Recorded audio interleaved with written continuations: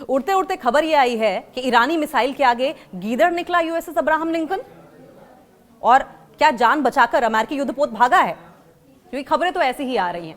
और इन्हीं खबरों के बीच में ये बहुत ही शर्मसार कर देने वाली खबर है अमेरिका के लिए। ईरान और अमेरिका के बीच चल रही तनातनी अब एक बेहद खतरनाक मोड़ पर पहुंच गई है, जहां ईरानी नौसेना ने दावा किया है कि उसने हिंद महासागर में तैनात अमेरिकी विमान वाहक पोत यूएसएस अब्राहम लिंकन पर अपनी घातक कादिर, अपनी डेंजरस कादिर क्रूज मिसाइलों से अटैक कर दिया है। ईरान के मुताबिक इस हमले के डर से दुनिया के सबसे शक्तिशाली, सबसे पावरफुल माने जाने वाले इस युद्धपोत को अपनी जगह बदलने पर मजबूर होना पड़ा। यूएसएस अब्राहम लिंकन एक ऐसा युद्धपोत जो कि अमेरिकी नेवी का ब्रह्मास्त्र माना जाता है।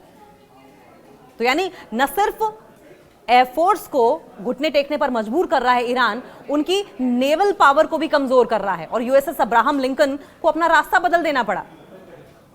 ईरान ने यह दावा किया है कि उसने इंडियन ओशन में, हिंद महासागर में तैनात किया गया अमेरिका विमान वाहक पोत यानी कि यूएसएस अब्राहम लिंकन, इस पर क्रूज मिसाइलों से अटैक किया है।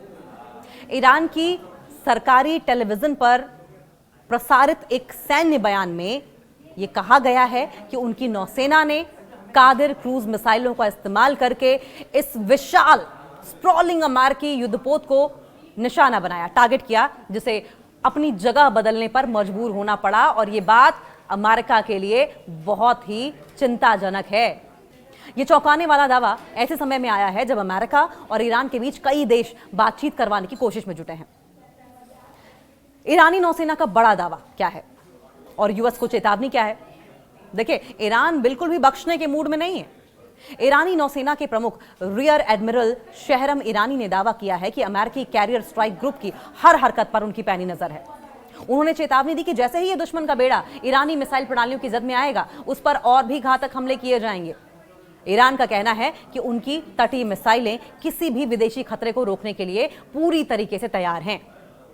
हालांकि अमेरिका की ओर से अभी तक इस हमले की कोई कॉन्फर्मेशन नहीं है, कोई पुष्टि नहीं है, लेकिन ईरान के इस दावे ने वर्ल्ड लेवल पर, वैश्विक बाजारों में, वर्ल्ड मार्केट्स में, डिफेंस एक्सपर्ट्स के बीच में हलचल बढ़ा दी है, हलचल मचा दी है। ये सी डेमन या ओशियन डेमन सब पर भारी पड़ता था, लेकिन ईरान के आगे इसकी एक नहीं चली। यूएसएस अब्राहम लिंकन कोई साधारण जहाज नहीं है, कोई ऑर्डिनरी जहाज नहीं है, बल्कि यह समुद्र में तैरता हुआ अमेरिका का एक अजेय किला माना जाता है। एक ऐसा किला जिसे कोई भेद नहीं सकता, एक ऐसा फोर्ट्रेस जहां परिंदा भी पर नहीं मार सकता, और इस पर डजन्स ऑफ लड़ाकू विमान भी तैनात हैं, हजारों सैनिक रहते हैं इस पर।